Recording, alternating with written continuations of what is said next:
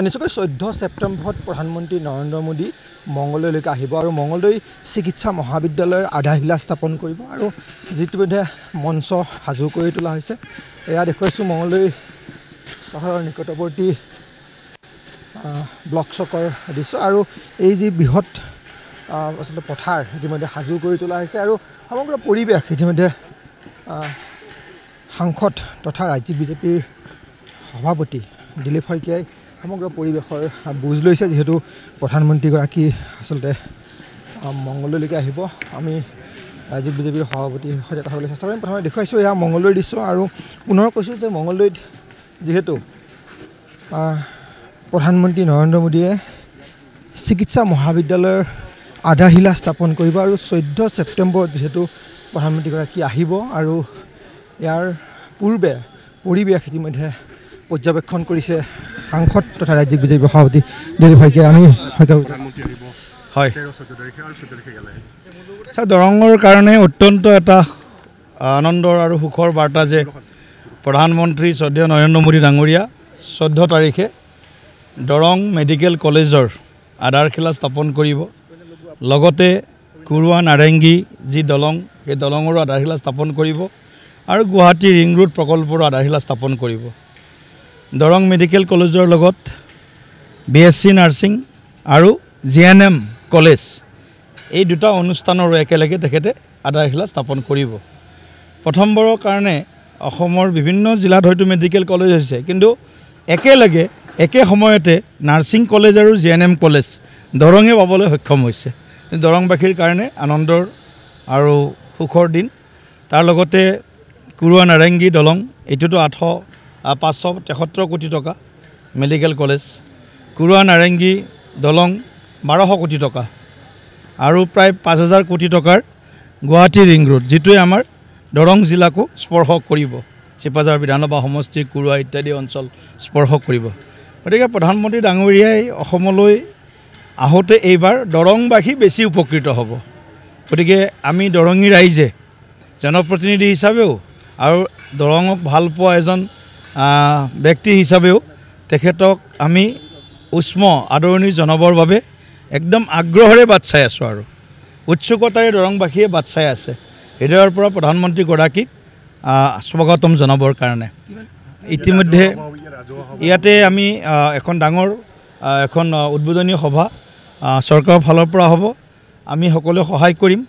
লক্ষাধিক লোকৰ উপস্থিতিত ইয়াত এখন বিশাল সভা হ'ব, যিখন সভাত মুখ্য অতিথি হিচাপে প্ৰধানমন্ত্ৰী ডাঙৰীয়া উপস্থিত থাকিব, ৰাজ্যপাল ডাঙৰীয়া থাকিব আৰু আমাৰ অসমৰ সৰ্বকালৰ জনপ্ৰিয় মুখ্যমন্ত্ৰী ডক্টৰ হিমন্ত বিশ্ব শৰ্মা ডাঙৰীয়া থাকিব।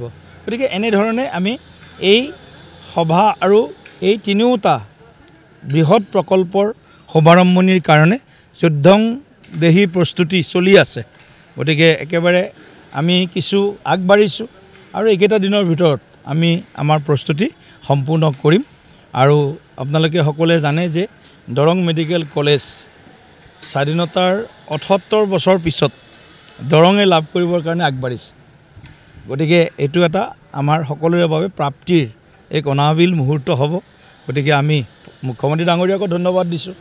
লগতে প্ৰধানমন্ত্ৰী ডাঙৰীয়াই যিহেতু শ্ৰী মানে কমলেৰে তেখেতৰ দ্বাৰাই আমি উদ্বোধন কৰিম। গতিকে আমি সোনকালে চাগে আমি দৰং মেডিকেল কলেজৰ নিৰ্মাণো আমি সম্পূৰ্ণ কৰিব পাৰিম আৰু ইয়াত আমি পাঠদানৰ প্ৰক্ৰিয়া আৰু হস্পিটেল আউট পেচেণ্ট ডিপাৰ্টমেণ্টৰ পৰা আৰম্ভ কৰি সকলোবিলাক আমি যিমান পাৰে ইমান সোনকালে আমি সমাপ্ত কৰিব পাৰিম। ইয়াতে 156 বিঘা মাটি আমি দিয়া হৈছে, 156 বিঘা মাটি আটাইকেইটা অনুষ্ঠানৰ কাৰণে, নহয় জানো দিছে ডাঙৰীয়া? গতিকে 156 বিঘা মাটি আমি দিছোঁ আৰু লাগিলে আৰু দিম। ইয়াততো আৰু বিভিন্ন আৰু যিহেতু ইয়াত আৰু ডক্টৰ্ছ মানে কোৱাৰ্টাৰৰ পৰা, নাৰ্ছ কোৱাৰ্টাৰৰ পৰা আৰম্ভ কৰি ষ্টাফৰ পৰা আৰম্ভ কৰি 4th গ্ৰেড 3rd গ্ৰেড চবৰে ইয়াত মানে সুবিধা থাকিব।